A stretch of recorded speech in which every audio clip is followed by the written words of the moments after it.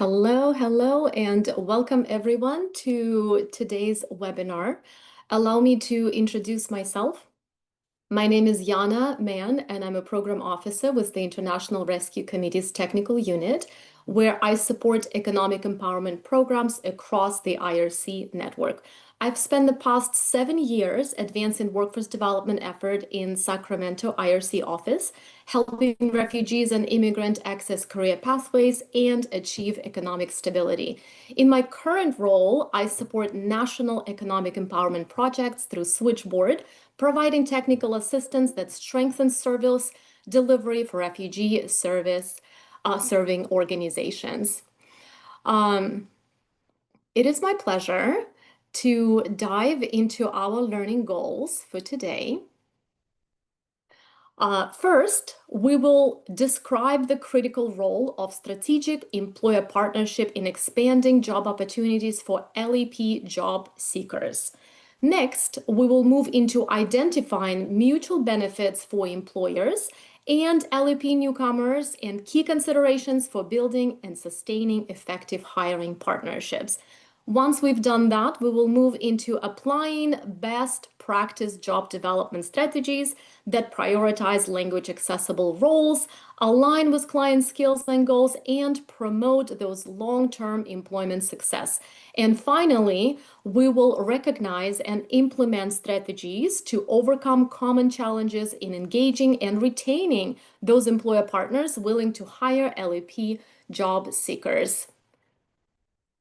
Let's get started with our first learning objective. I'd like to start with talking about the role of employer partnerships in placing LEP job seekers in those high quality jobs. Now, we know that there's no high quality jobs without high quality employer partnership. We also know that each one of you are in very different places when building out your employer partnership networks. So today we will start and focus on common barriers and way to overcome them. In order to do that, I would love to get us started with Slido. We are hoping for a really interactive session today. There are a lot of us on this call. So if you don't mind either going to slido.com and putting in the code, or simply scanning the QR code that will take you to our Slido activities for today. So first question I would like to pose would be, what barriers do employer partners face with low English proficiency job seekers? I invite you for this question to think really broadly. Beautiful. We have some questions coming in. Communication barriers, communication, absolutely. Lack of translators, working papers. We're seeing communication, hard to train, training, understanding HR training, safety concerns. We've seen communications numerous times. Processes are too confusing. Language barrier is always there. Wonderful. Thank you so much. We're going to give it 30 more seconds just to kind of see what you are seeing across the board. Safety, communication seems to be some of the most dominant ones there. Policies, cultural differences, transportation, of course, training barriers. Absolutely. I thank you for sharing your thoughts on barriers that are there. I want to acknowledge that hearing these perspectives are incredibly important because it reminds us that employers and job seekers are navigating challenges from both sides. Our ultimate goal to bridge those gaps and to support employers in building those really strong, sustainable partnerships and to ensure that job seekers with limited English proficiency can access quality jobs that lead to stability. Thank you so much, everyone. I would love to move us forward and actually take a deeper dive on the importance of securing a quality job. Regardless of where you are starting, ultimate goal of the relationships that we will be discussing today is to connect our job seekers to quality jobs that meet their basic needs and set them up for success. So there are several main points that I would like to kind of zoom in. Food and housing security. Let's start there. That is the most immediate and tangible needs that stable income typically supports. Moving to household essentials. Here we can put transportation, clothing, utilities, other costs that maintain daily lifestyle. Moving into another important aspect, health insurance. Most people in the United States rely on employer-based coverage, which is essential for long-term well-being. Next, we move into social connections and capital. Now, we know that jobs expand networks, build relationship, and they also improve both physical and economic outcomes. Of course, we cannot overlook ESL. The workforce can be one of the most effective environments for improving our clients' language skills. Moving into dignity and purpose, reliable employment always offers structure, self-worth, and can be a protective factor for mental health, especially for so many trauma survivors that all of us are working with. And last but not least, we want to mention compliance with ORR self-sufficiency requirements. Many of you on this call are funded by ORR, and we want to make sure we're helping clients achieve self-sufficiency quickly, so employer partnership make it very possible for us. I just want to note that also quality job is more than a paycheck. It is a cornerstone for stability, health, and integration. The stronger your employer partnerships are, the more effective we can connect clients to the kinds of jobs that truly support self-sufficiency and long-term success. I would love to dive a little bit into the statistics.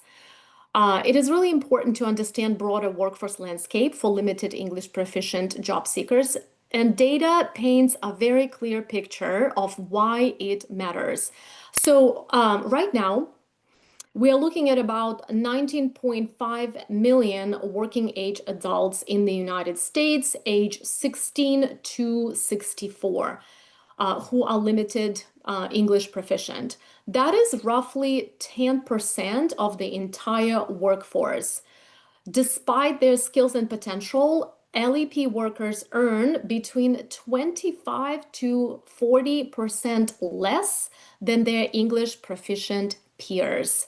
Now, these lower wages reflect more than just individual circumstances. They reveal systemic barriers to economic mobility, from limited access to quality jobs to fewer opportunities for advancement, unfortunately. This is the backdrop against which we are building employer partnership, and that is why your work is so essential. By understanding these disparities, we can be more intentional in designing employer engagement strategies that hopefully open doors for fair wages, growth opportunities, and long-term success for our clients.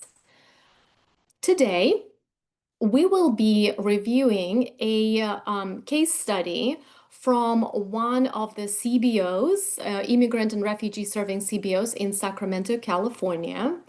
Ahmad arrived in Sacramento in 2023 with his wife and two young children after serving as a heavy equipment operator for U.S. forces in Afghanistan. Now, with limited English proficiency but very extensive experience operating heavy vehicles overseas, Ahmad is hoping to pursue a career in transportation to provide stability for his family. To do this in California, he is required to have a commercial driver license. I would like to note that Sacramento is home to the largest Afghan special immigrant visa holders community in the United States. Unfortunately, local CDLs providers are not truly equipped to support LEP job seekers. One local CDL provider achieved only 20% CDL test pass rate among LEP clients. Now, while Ahmad is eager to get a job in transportation, he doesn't really know what's the proper way to study for the testing, what steps he needs to take to obtain his CDL. So I would love to have a group brainstorming session, kind of getting to know Ahmad's stories. What barriers can you identify that Ahmad is facing in this situation?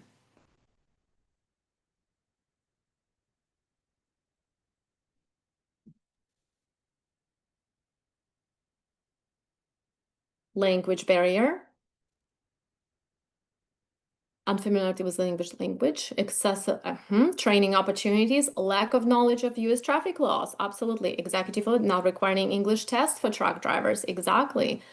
Language, culture, case management, or contact for help. Absolutely. There are cultural barriers, training materials in his own language. Absolutely. Not familiar with US laws, unable to self-advocate. Language. Absolutely. Culture assessment, limited knowledge.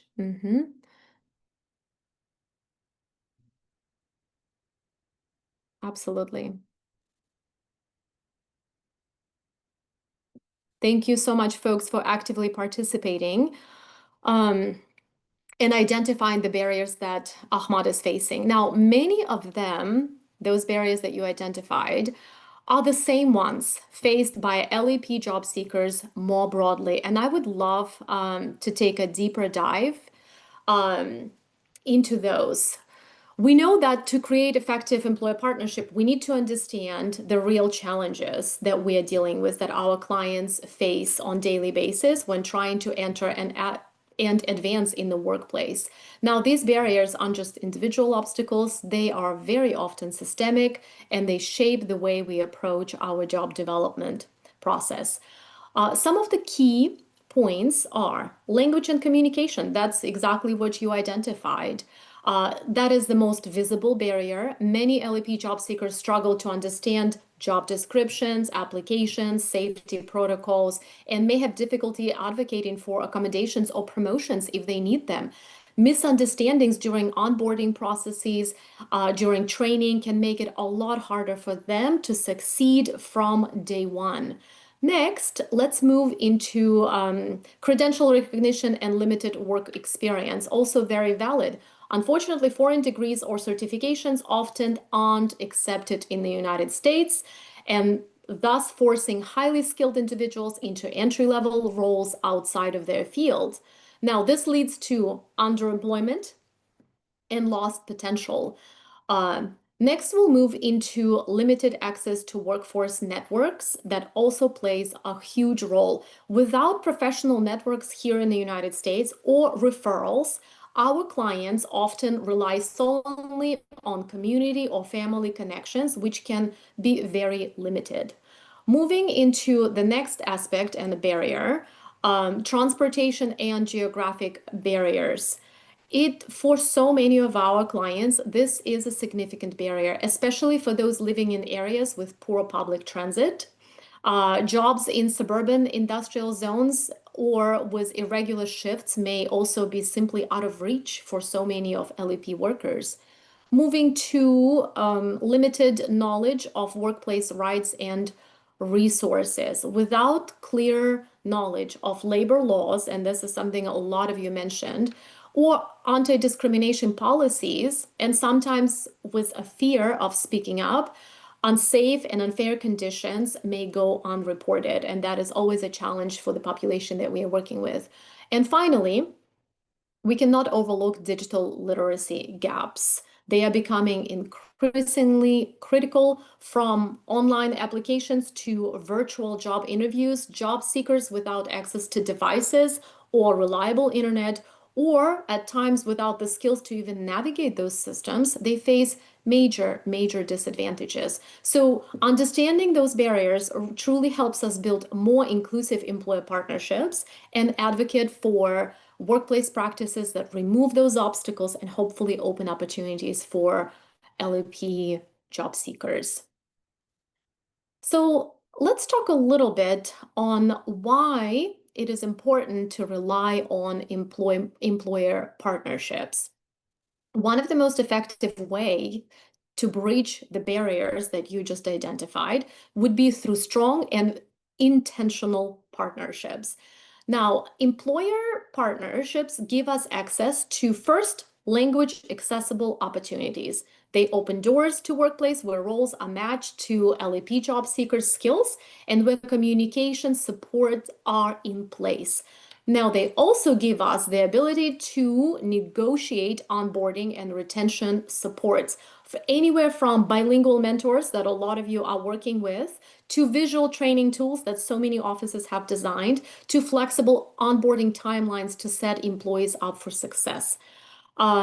Next, we can move into working directly um, with employers, speed up and improve placements. Instead of relying on solely on job boards or cold applications, when we have an employer partnership, we can streamline this hiring process and match candidates to the roles that are more likely to lead to long-term retention. And finally, partnerships give us an opportunity to influence job quality. Close relationship with employers mean we can advocate for the safe and supportive as well as sustainable work environments that benefit both the LEP employees and the business as a whole. So employer partnerships definitely more than just a hiring pipeline. They are a tool for creating accessible, supportive, and high quality job opportunities that drive long-term success for our clients. Okay, let's take somewhat of a closer look at these barriers and some of the suggested solutions. Hopefully, it can kind of speak with all of you on this call. The barrier of language and communication gaps, we can typically address with bilingual mentors or staff, translated materials that so many of your offices successfully have done. Visual onboarding tools, also another very helpful tool. To address credential recognition challenges, employers, potential solution could be employers willing to value international experience, or there's an opportunity to support credential conversation and hopefully evaluation of the degrees. Next barrier, limited workforce networks. Potentially could be addressed with internal referral pipelines and access to industry connections through our CBOs. Next, for transportation barriers that so many of our clients face on regular basis, a lot of your offices already offering a carpool option that came through the partnership with your local employers. There might be a shuffle services and also potentially conversations on shift adjustments if possible. Next barrier, lack of workplace rights awareness. Also, a lot of you on this call have conducted joint orientation on labor rights and protections, working hand in hand with your local employers. And last but not least, digital literacy gaps. A lot of time we are able to provide on-the-job digital training or pre-employment digital skills workshops. With this, I'll move us to our second learning objective. Let's talk a little bit more on key considerations and mutual benefits for employers and LEP job seekers.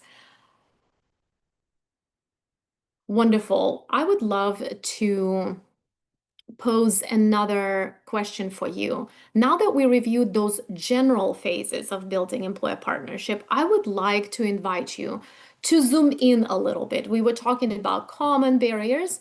Let's see if we can zoom in and think more specifically. What difficulties might employers encounter at an early stage? What are some of those difficulties?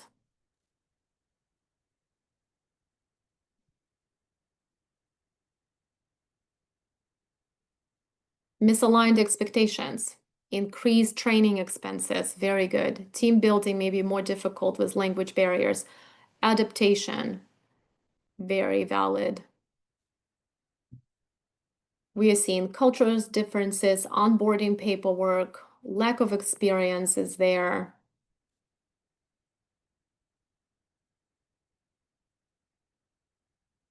training, no work history in the United States, cultural orientation is a key, interpretation cost.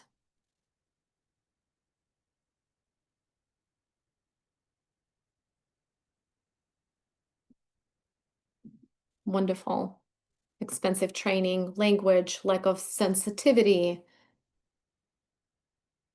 Beautiful. Thank you so much, everyone, for sharing those observations. I would love to move us forward and share a beautiful quote. Local employers, this quote is from International Institute of New England. Local employers describe hiring refugees and immigrant as a win-win. They know they're getting employees with incredible work ethics who will strengthen the culture of their company. This quote truly captures why employer partnerships with LEP job seekers, refugees, and immigrants are often so successful. For many employers, hiring newcomers is not an act of charity. It is a smart business decision. They gain reliable, motivated workers with strong work ethics who help reduce turnover and fill critical labor gaps. Employers also see how newcomer employees strengthen workplace culture. There are a lot of you that mentioned cultural aspects, promote diversity, and contribute to a positive team environment. This win-win dynamic is the foundation of sustainable partnerships. Employers gain a loyal, skilled workforce, and LEP job seekers access meaningful employment and stability. Let's go ahead and dive into our employer perspective and some of the common concerns that you also mentioned. Even when employer partnership can be a win-win, employers often have very real and very practical concerns about hiring LEP job seekers. A lot of you mentioned communication and training needs. Employers may worry that language barriers will affect productivity. This is very valid. Safety instructions or day-to-day supervision. They also anticipate that ongoing LEP employees might require additional training. That is also something a lot of you mentioned in the Slido. Next, workforce reliability and safety. Many of you mentioned safety. Businesses definitely need confidence that new hires will arrive on time, follow procedures, and meet safety standards, especially in industries like manufacturing, construction, healthcare, where compliance is very critical. And last but not least, a lot of you also mentioned retention and cost. Hiring and training new employees is expensive.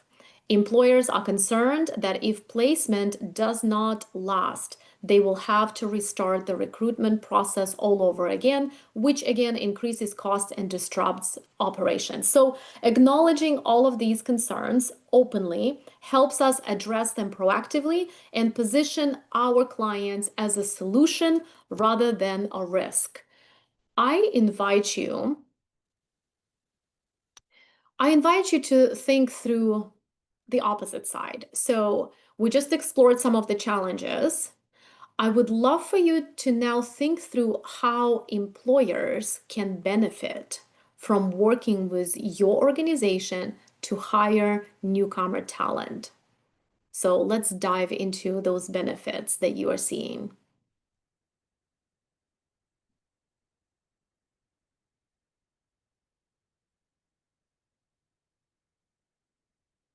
Save money and time, better workforce, diversity, support and translation, interpretation services, incredible work ethics, love it, great work ethics, free resources, eager to learn new job skills, case management,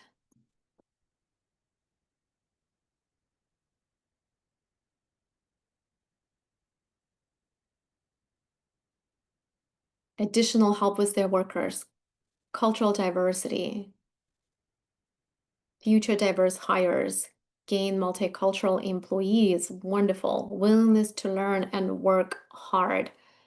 Absolutely. Thank you so much again for your active participation.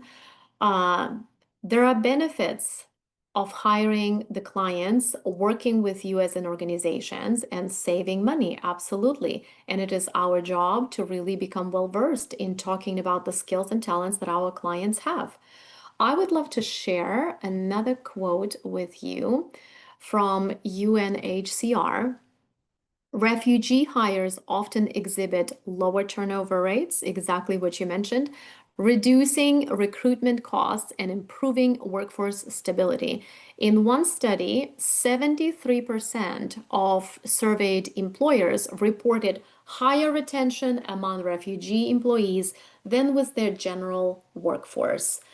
Um, One of the clearest benefits that you mentioned also when hiring refugees and LAP job seekers is loyalty and retention. In fact, there are many studies that show that refugee hires often exhibit lower turnover rates, providing employers with stable, reliable workforce. And this loyalty often translates into reduced recruitment and training costs for your employers. It also builds confidence for employers to continue hiring those newcomers. At the same time, LAP workers gain access to very meaningful work, develop their skills, and achieve stabilities.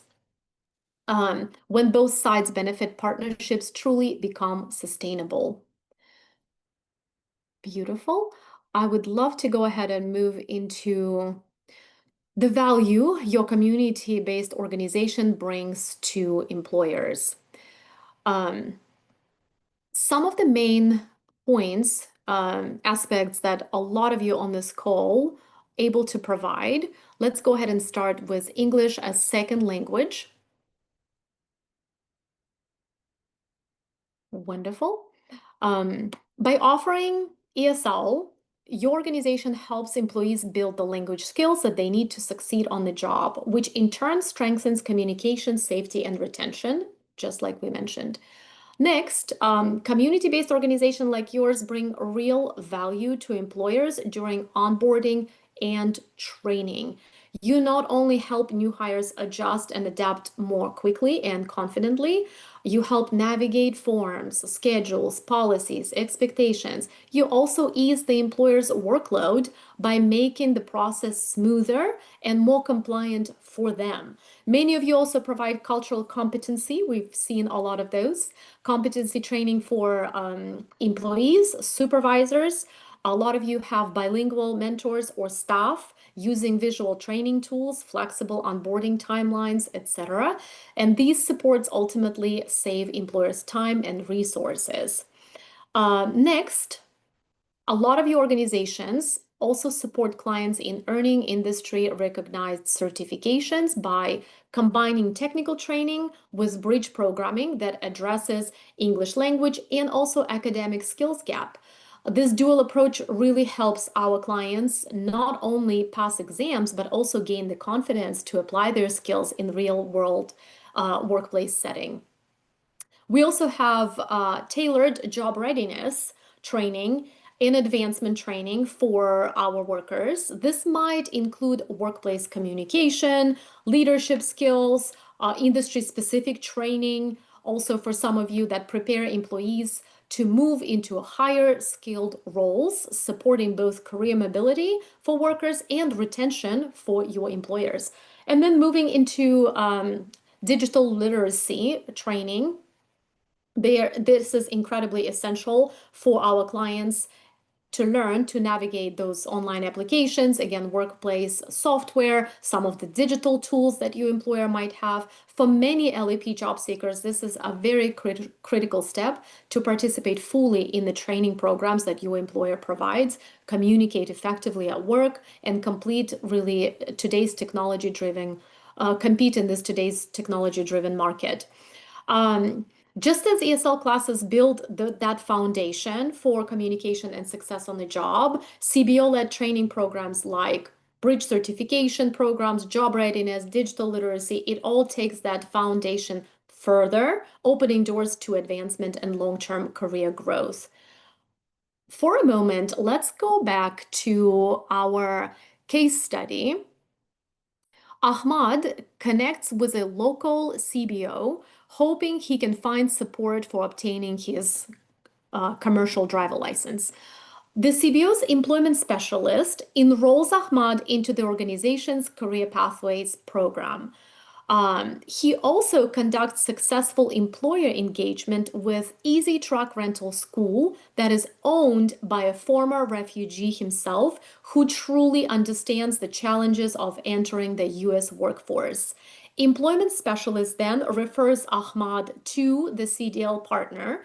Easy Truck Rental is very unique as it serves as both a training provider and an employer, offering immediate job opportunities for training program graduates. So, what exactly this particular CBO was able to do to support both Easy Truck Rental employer and training partner and Ahmad, their client? There are several interventions that took place here. First, facilitated employer recognized multicultural instruction for certification in Dari, Arabic, and Russian and Ukrainian. Now, because of such strong partnership and CBO's advocacy that took place, Easy Truck Rental was able to hire multiple instructors that speak different languages. So many instructions would take place in English, but is always followed by a more in-depth explanation in their native language, which made the learning process a lot more efficient. Next, they supported fostering culturally inclusive classroom environment. Many of you mentioned inclusivity, cultural awareness. So this particular CBO was able to encourage sharing experiences and creating space for true peer learning, where clients are able to study together. They would quiz each other on a regular basis, especially now. So many of you mentioned some of the changes. We know that for commercial drivers, now they do have to prove their English proficiency. So this particular model continued to prove very effective.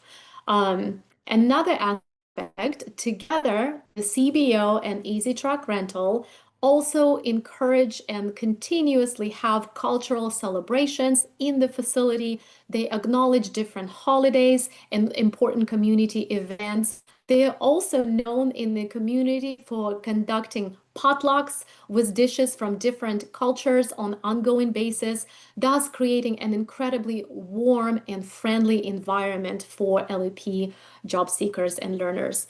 And last but not least, employment specialists would conduct personalized coaching and weekly check-ins to monitor progress and address challenges through the training and onboarding process as they occur. So by doing this, this CBO was able to foster a true win-win partnership.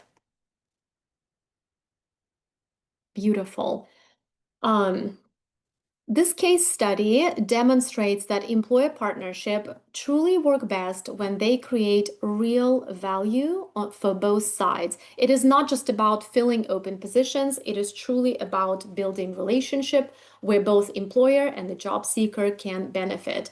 When we approach partnerships with this mindset, we truly create conditions for long-term success. So I would love for you to take a look at this Venn diagram. Let's explore left circle that is blue for employer benefits.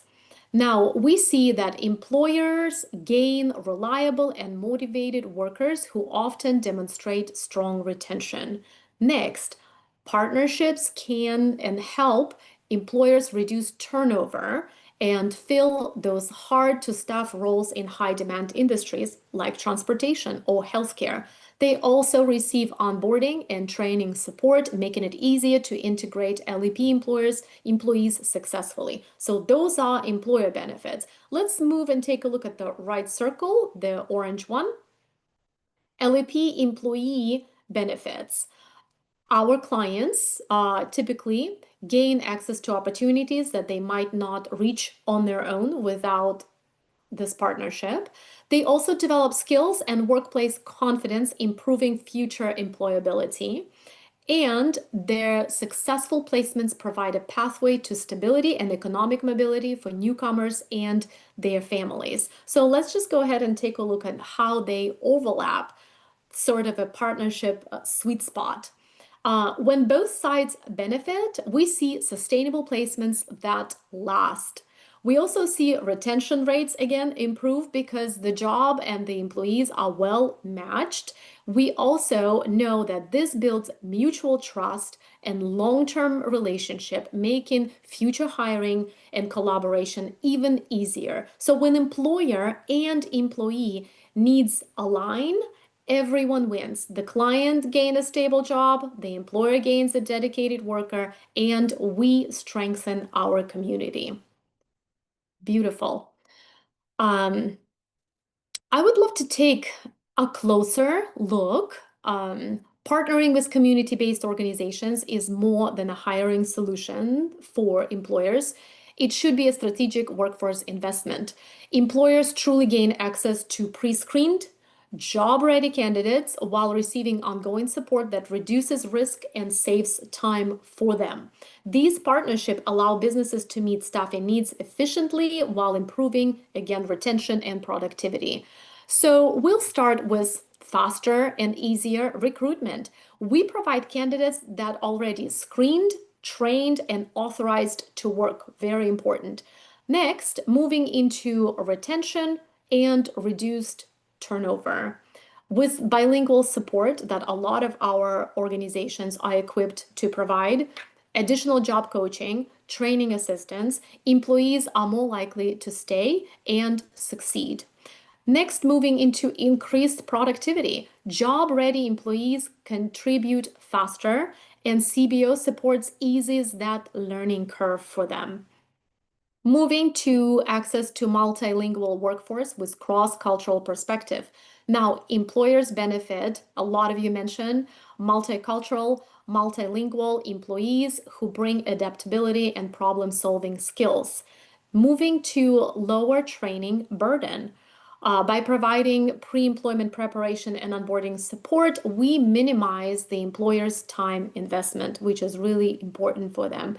We also build long-term partnerships with ongoing coaching and retention support, and that helps employers keep a very reliable workforce while ensuring that the employees thrive in their role. So ultimately, employer partnerships with CBO create a, again, win-win relationship. Businesses receive dependable, skilled workers, and job seekers gain meaningful work that support they need to thrive. Um, and let's go ahead and take a deeper look into LAP employee benefits for employer partnerships. Um, our clients benefit most when employer partnership is strong. Some of the most important aspects: access to meaningful, stable jobs that match skills and experience. Now, employer partnership create pathways to jobs aligned with skills and prior experience, which many clients might not have access otherwise.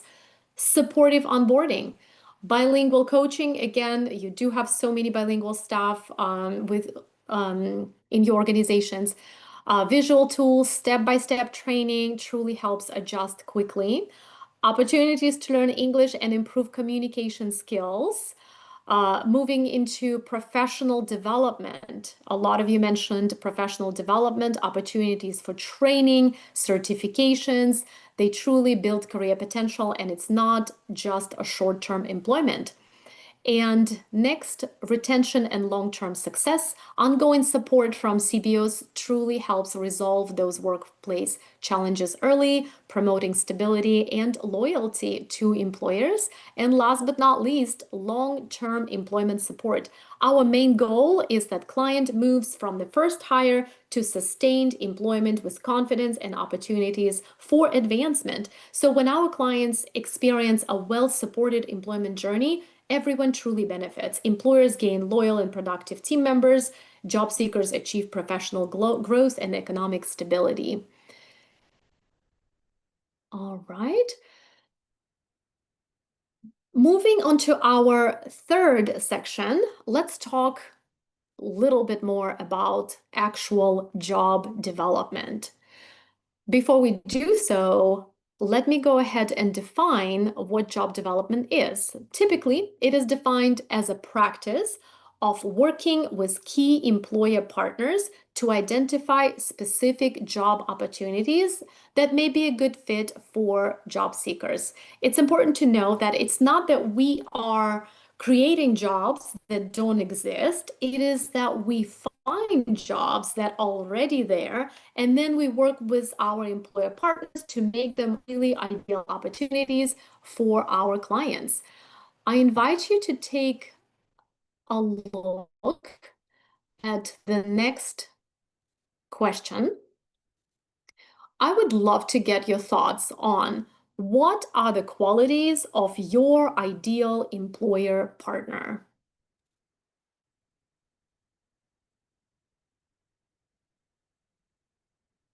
Good communication, understanding, flexible, and open to employee needs. Beautiful. Understanding of LEP. Former refugee and immigrant.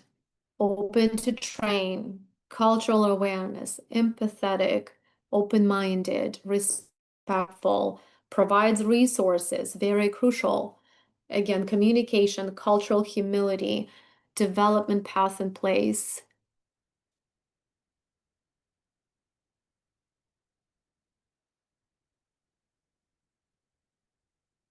Supportive, responsive as well.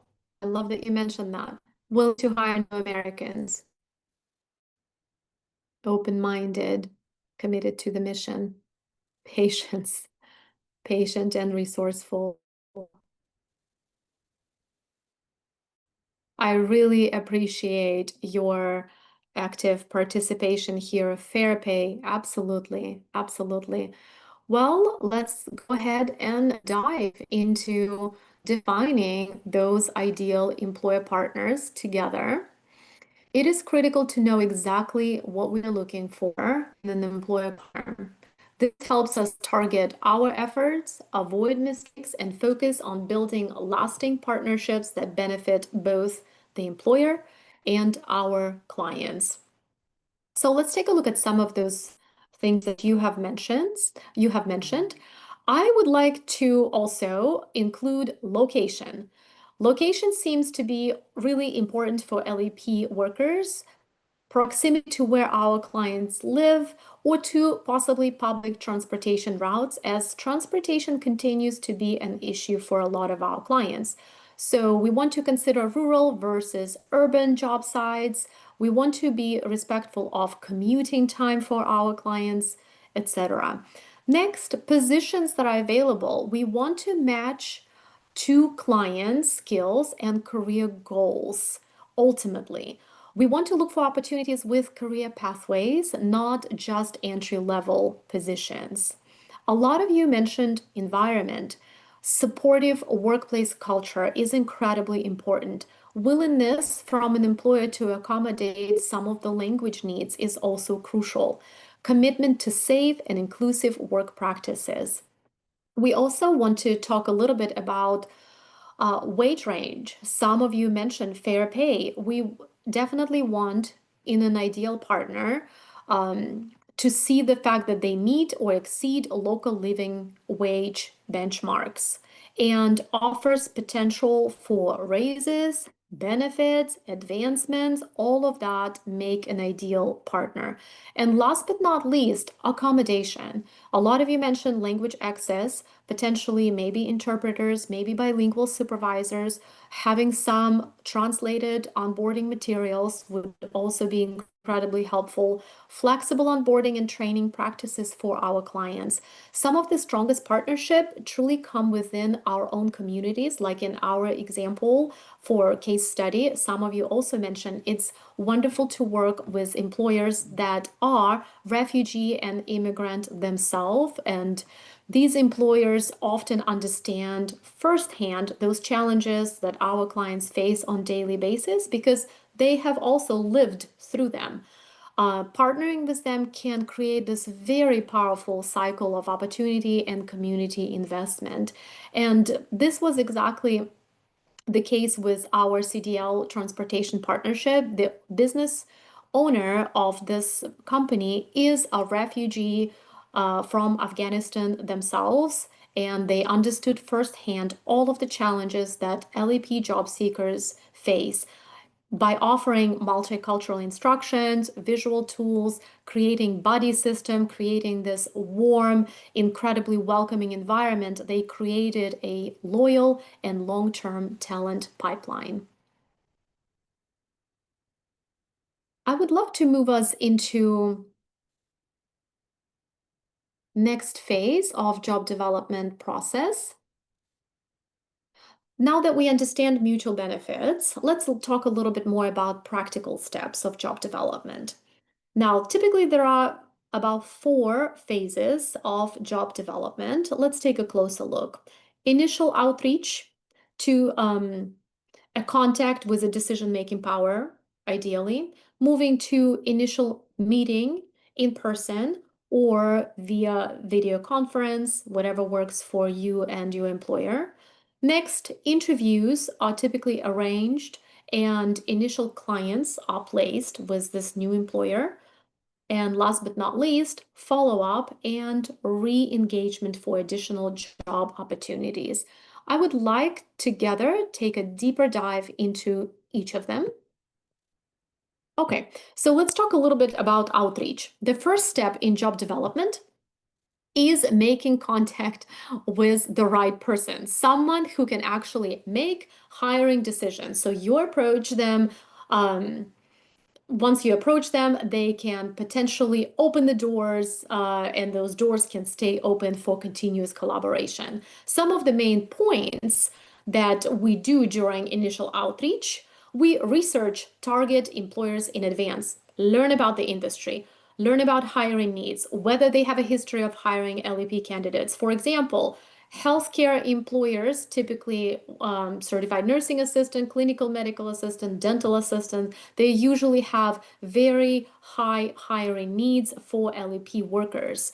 Next, identify contacts with hiring decision making authority. Could be HR managers, could be hiring supervisors, sometimes business owners. Avoid getting stuck at this gatekeeper level. Try different venues, try different resources, different people within the company. Use multiple outreach channel. We encourage you to continue to use LinkedIn, your volunteer network, staffing recruiting agencies that you have in your area, newcomer community network, friends and family network. Different channels would work for different employers. And last but not least, leverage those warm introductions. There's nothing better than a referral from someone the employer already knows and trusts to increase likelihood of a positive response. In Sacramento partnership, it actually started with this community-based organization employment specialist introduction to the owner by a client who was also a leader in the newcomer business community. So that warm introduction set the stage for an open conversation right away and eventually a partnership that transformed their hiring needs. So this step is more about just making a contact. It's truly about creating a strong, trust-based entry point that can lead to lasting employer relationship. Let's move to the next phase of interview and initial placement.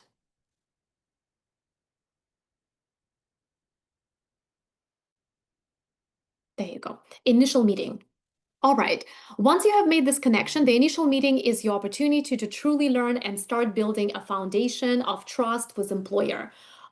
We'd love for you to focus on building trust and rapport. Start by showing genuine interest in the employer's business and acknowledging their experience. Be truly interested in getting to know them. Understand their operations and workforce needs. Ask about production cycles, turnover challenges, what are the required skills, and any upcoming hiring plans. Ask to visit their facility to observe.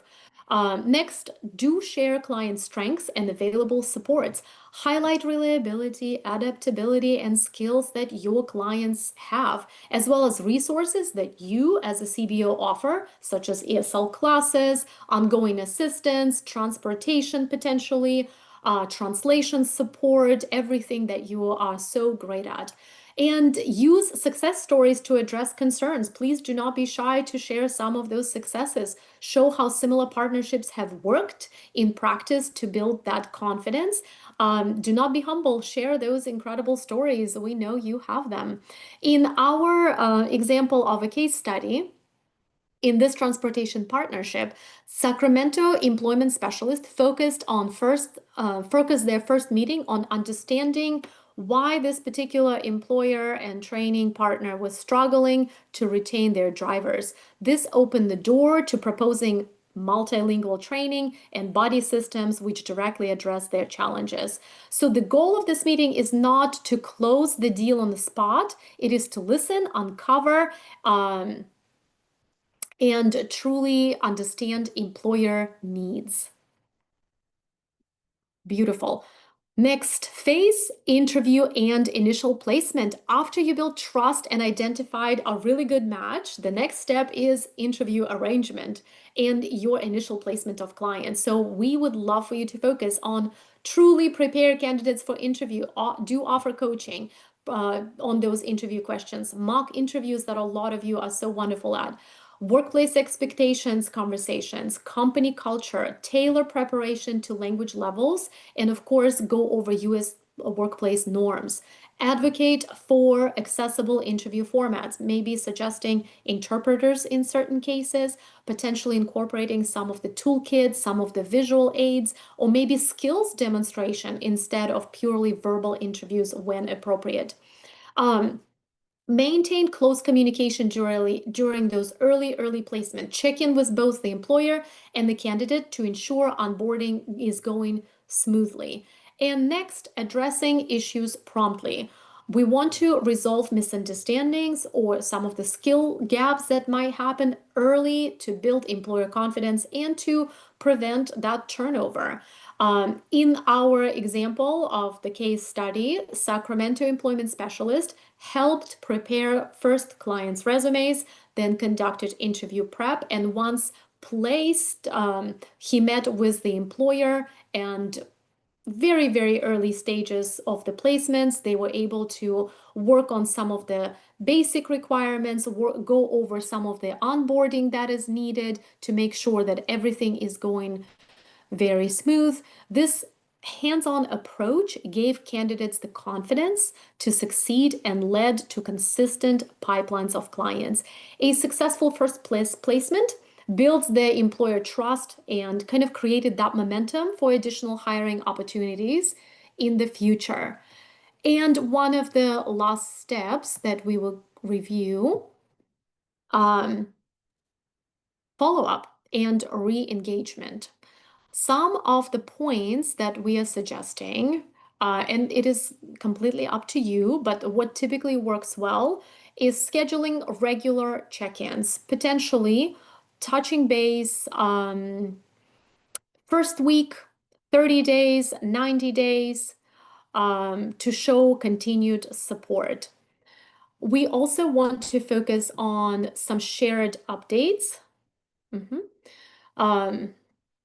Shared updates and celebration of successes. Acknowledge the employer's role in client success story to truly reinforce the value of the partnerships.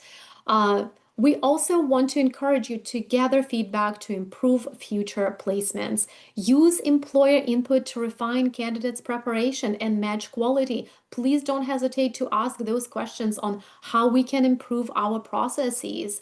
And next, presenting new candidates opportunity. Please keep in mind that that pipeline does need to stay open by proactively suggesting qualified candidates when roles become available. So it is an ongoing communication and collaboration with an employer. After the initial CDL placement was in our case study, employment specialist stayed in regular contact with the employer, celebrating 100% pass rate and checking in on new hires that were placed. This ongoing engagement truly led to employer to request additional candidates, turning that one-time placement into a sustainable hiring relationship. Um, would love to move us to the fourth learning objective of our training. Now that we have covered job development process, our next step is to look at what it takes to keep those partnerships strong over time. We want to focus on sustainability and overcoming those challenges. I invite you once again to participate in answering this question. What challenges might job development staff encounter when managing employer partnerships? What are the challenges that your team is seeing?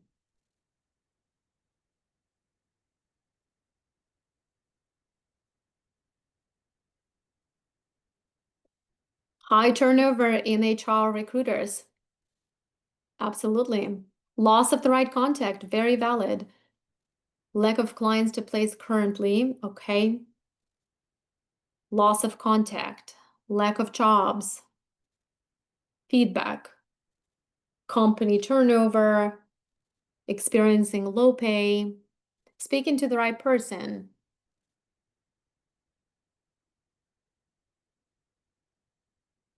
Mm-hmm. Yeah, lack of transparency, not understanding their recruitment, keeping everyone informed, being rejected.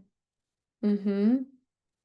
Gatekeeping, English, loss of contact seem to be very true. Turnover, absolutely, absolutely.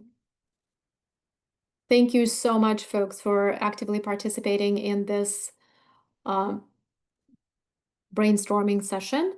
Well, let's go ahead and dive into some of those common challenges and talk a little bit more about them. Even with strong partnerships, challenges can arise that truly test the strength of that partnership. And recognizing a lot of the ones that you mentioned, I would love to highlight some of the most consistent ones that we see across the board. We see employer hesitancy or misconceptions. There's concern, a lot of you identified about language barriers, concern about productivity, additional training needs can slow hiring decisions. We also across the board see early turnover or retention issues, often linked to mismatched expectations, limited onboarding support, communication gaps. Um, One thing that I also wanted to highlight that a lot of you that are dealing with job development do have very large caseloads, which ultimately limits the ability to provide immediate responses or proactive follow-up with every employer that you have. A lot of you mentioned loss of contact. There's turnover on their side, but there's also limited capacity on our side, and it's definitely worth recognizing. Another aspect that a lot of you mentioned, and we are seeing across the board, is our clients have incredibly complex needs. Some of them might require accommodation, some might need extra training time, a lot of them might need support to even navigate the workplace environment. There's a lot of concerns about workplace culture, etc. And I also want to note that a lot of you are dealing with job seekers' complex life situations.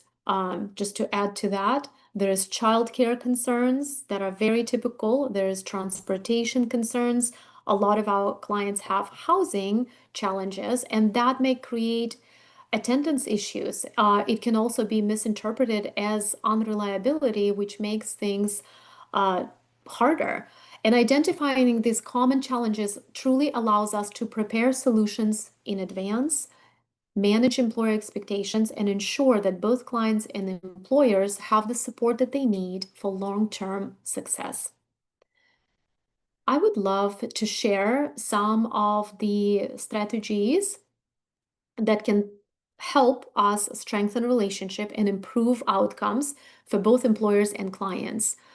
First, we want to dive into co-developing, onboarding, and training solutions. A lot of our offices have been very successful with co-developing those materials. For example, working with employers and training providers to adapt processes so they can better serve our clients. They could be training materials. It just could be shifting the processes themselves a little bit. Maintain a regular and structured communication. Establish a standing meeting with schedule, standing meeting and that works for both employers and training partners to catch issues early, so we are aware of that. Use employer and client feedback to improve matches. Now, we want to review performance and placement feedback together to make those continuous improvements. We also, again, want to highlight, we do want to celebrate those small wins to build that trust. Highlight when adjustment lead to successful enrollment, maybe completions, maybe retention. So we definitely want to celebrate those, and setting realistic expectations early. Clear timelines, readiness, identifying what supports are available from the start. One of the examples that come to mind for successful use of these strategies in Northern California, where many immigrants hold medical degrees but face barriers to re-enter their professions. One CBO partnered with a CNA employer and a training partner that traditionally relied on standardized entrance tests to be accepted into the program. Now, these tests require advanced English reading and test-taking skills that did not really reflect the actual duties of a certified nursing assistant. As a result, many of our highly qualified multilingual candidates that have medical experience, they were excluded from even applying into the programs. Now, through continuous advocacy to an employer in NorCal, the CBO career development team emphasized that CNA roles, they demand more of practical skills and compassion more than standardized test performance. And I know that this is something we also see quite often. In response, that partner replaced that standardized test with in-depth interview process and added visual aids. As they also offered some targeted support. So this change not only expanded access for immigrant candidate, but also created increase in enrollment, improved completion rates, and created a steady flow of qualified hires to that employer. So please do not hesitate to advocate to your employers, communicate with them what worked well in your programs, what might have worked well with previous employers that you have. Want to emphasize that when we work alongside employers and training partners to adapt those systems, we remove barriers that hold candidates back, turning a hiring challenge into a sustainable success story. And now we can move to completion of our case study for Ahmad. Now, the CBO partnership with Easy Truck Rental yielded successful results, and Ahmad obtained his commercial driver license. Additionally, the qualified talent pool expanded as CDL pass rate rose from 20% to 100, ensuring employers had access to skilled and licensed drivers. Um, Next, graduates also transition directly into the workforce, filling critical transportation roles. Easy Truck Rental also expanded, launching two transportation companies that now hire their own graduates, creating a sustainable workforce pipeline. This partnership truly transformed outcomes for our clients by adapting instruction, providing culturally responsive support, like all of you mentioned, partnering with a provider who is also an employer and a refugee themselves. Our clients achieved 100% pass rates, secured immediate jobs, and built a strong term employment pipeline for the community. So, this is definitely a very inspiring story, and I would love to just take a look at the lessons that we can learn from Sacramento on ideal partnerships. It truly illustrates how targeted and collaborative approaches can turn persistent workforce barriers into sustainable hiring pipelines.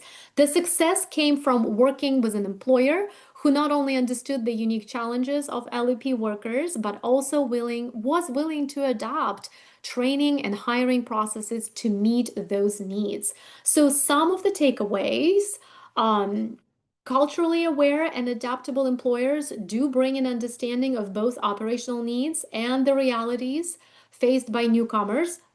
Do search for those. Dual role partnerships like Easy Truck Rental, they remove the common gap between training completion and actual employment by offering both certification and job offer. This is very common for transportation, healthcare, engineering, and manufacturing industries.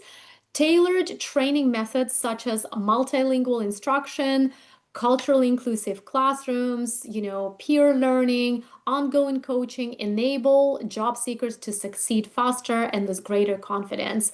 And last but not least, employer focused outcomes, including a ready talent pool, immediate hires, and strong retentions are very critical to building trust and keeping employers engaged. So Sacramento model definitely shows that when CBO and employers work together with intention, the result can extend far beyond one hiring cycle. It builds a pathway where job seekers are set up for long-term success and employers gain reliable, motivated workforce that truly, truly strengthens the community.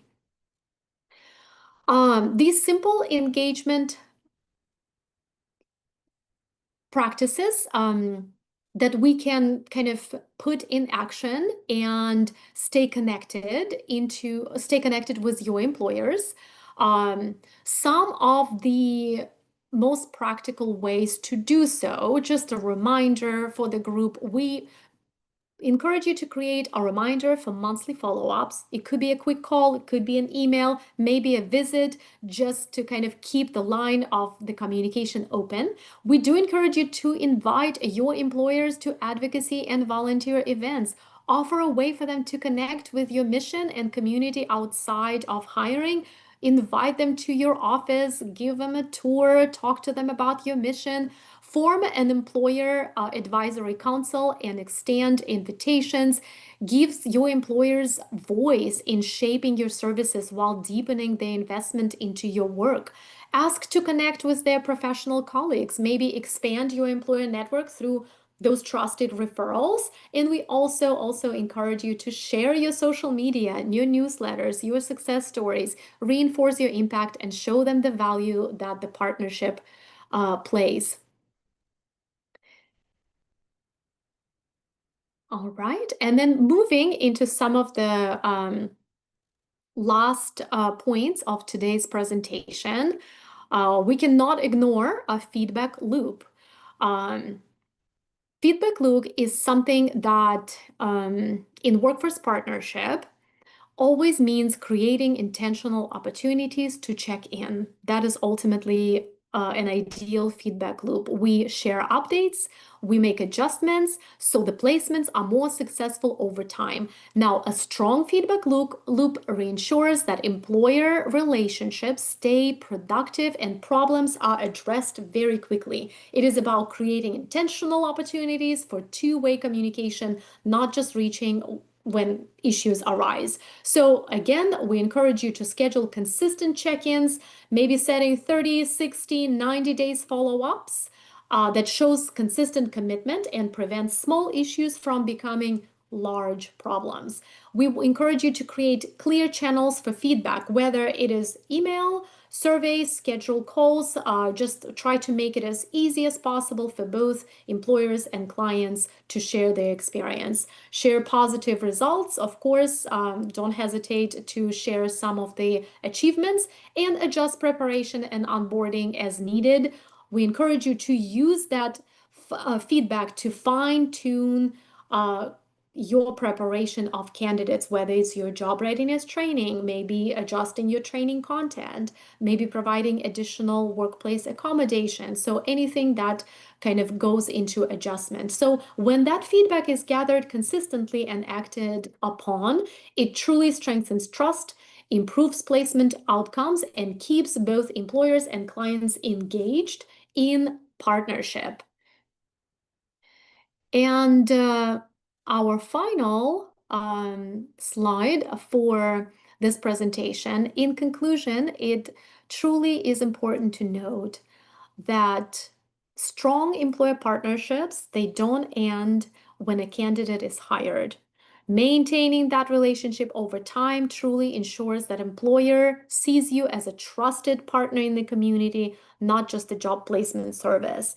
So some of the main points that we encourage you to do: follow up when not actively placing clients. So check in periodically, even if there's no current pipeline. It is good to keep the conversation warm and learn about some of the upcoming hiring needs.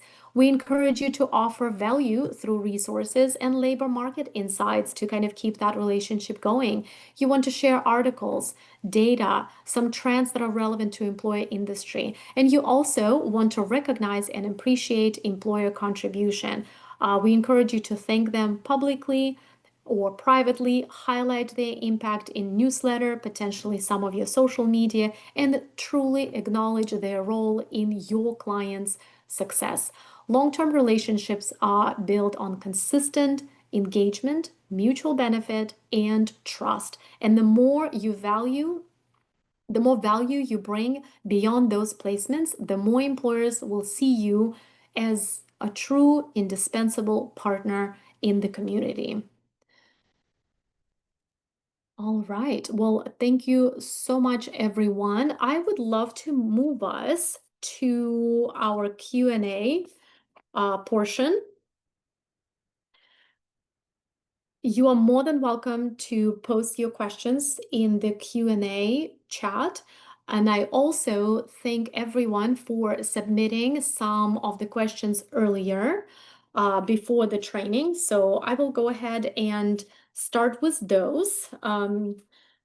We grouped some of those questions based on common themes. So one of the questions that I would like to start: employer, which companies are open to hiring LEP job seekers? How do we find refugee-friendly employers? This is a wonderful question. Truly, there is no universal list, but many employers in industries with labor shortages, such as hospitality, food processing, healthcare support, logistics, warehousing, construction, they have proven to be open to hiring LEP workers. So we encourage you to start with those industries. Now, we can also, as CBOs, can identify refugee-friendly employers through our network. So word of mouth and referral from our clients, of course, employer advisory councils, or we always encourage you to strengthen your partnership with local workforce development board and work closely with them. We also wanted to highlight some resources like tent partnerships for refugees. A lot of you might already be working with them, but please don't hesitate to check them out. So there are definitely many opportunities there. Another question is, where can we find data on LEP populations and resources for supporting them?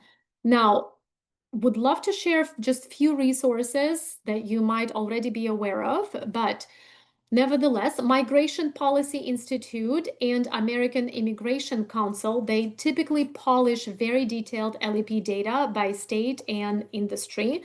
It's worth mentioning US Census Bureau American Community Survey that tracks English proficiency by region. I also want to highlight, of course, Switchboard Resource Library. We provide tons of guides, case studies, and tools for supporting LEP population. Please don't hesitate to connect with us. And of course, state level reports. Please do not hesitate to tap into some labor departments and workforce boards. They often highlight those regional language access needs that we can leverage. And I think we have a few more questions. Okay. Okay. Youth and special populations. What resources exist for newcomer youth and migrant transitional age youth with limited English? So I do want to highlight that many workforce and CBOs already tailor support for newcomer youth. For example, contextualized ESL tied to high school completion or GED preparation. There are some bridge programs that link to community colleges. Also, a lot of transitional age youth qualify for Workforce Innovation and Opportunity Acts, WIOA youth programs that provide job readiness training, paid work experiences. And of course, we as CBOs play a very critical role in providing mentorship and after school tutoring, as well as some wraparound services to our youth population. And there is also one question that came in. What advice can be given for navigating employment for refugees in this era of more open hostility towards immigrants? This is a very important question, very challenging question that I might not be able to fully answer in this space, but what I can share is this. Hostility can show up both at systemic level and in workplaces. One way we navigate this by focusing on business case for our employers. Again, showing how hiring LEP job seekers improves retention, fills critical labor gaps, and strengthens workplace culture. For clients, and I know many of you already do that, but we can provide education on workplace rights, role play for difficult scenarios, and connect them with supportive networks. And perhaps most importantly, we can try to partner with employers who already see the benefits of hiring immigrants so they can become champions for others. All right, let me just take a look.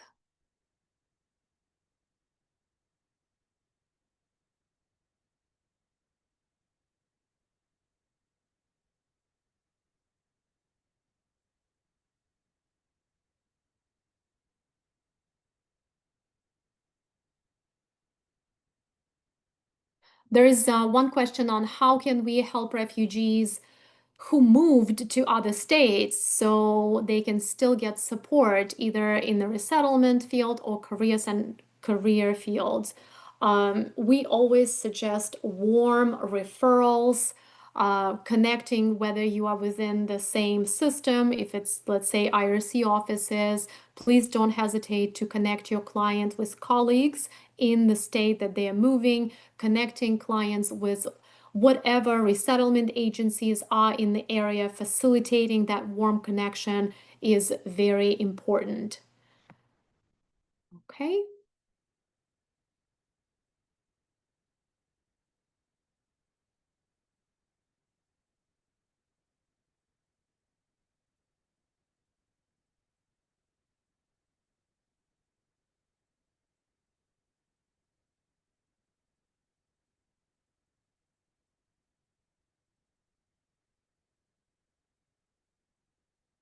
Okay. It feels like majority of questions were already answered during the presentation. So thank you so much, folks, for active participation here. I would love to wrap up. Okay, beautiful. And just go into our learning objectives. So hopefully today we were able to describe critical role of strategic employer partnership. identified mutual benefits for both employers and LEP newcomers. We also were able to apply best practice job development strategies and recognize and implement strategies to overcome those common challenges. All right. Um, Please help us help you. We encourage you to scan this QR code and click on the link. Sorry, scan the QR code or click on the link. And this survey is extremely important for to help us improve future trainings. It's only 60 seconds and 5 questions, so I encourage you to just take a little time to help us improve moving forward. Just take a minute.